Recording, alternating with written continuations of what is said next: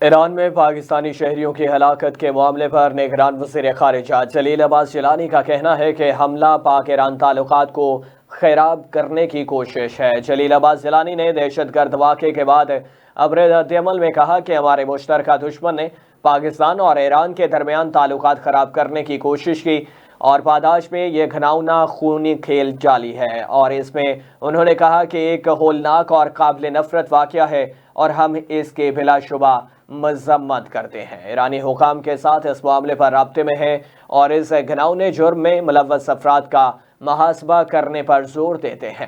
جلیل عباس جیلانی کا کہنا تھا کہ سفارت خانہ لاشوں کو جلد از جلد وطن واپس لانے کی پوری کوشش کرے گا۔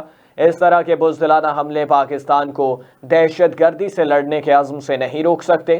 نگراں وزیر خارجہ کا مزید کہنا تھا کہ متاثرین کے اہل خانہ سے تعزیت کرتا ہوں، ایرانی حکومت سے اس حملے کے خلاف کارروائی کی اپیل کرتا ہوں، ایسے کرداروں کو کیفر کردار تک پہنچایا جائے۔